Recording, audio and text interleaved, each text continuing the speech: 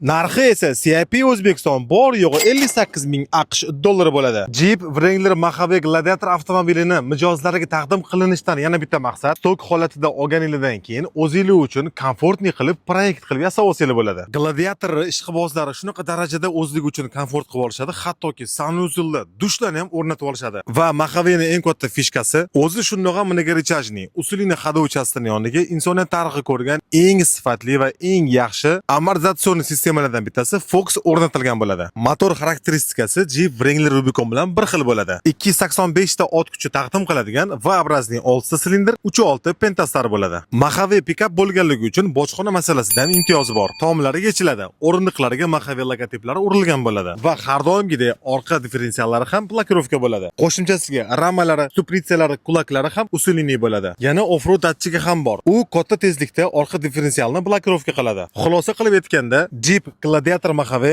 og'ir sharoitda, og'ir yo'llarda sizga yordam beradigan dunyo bo'yicha kam sonli avtomobillardan bittasi.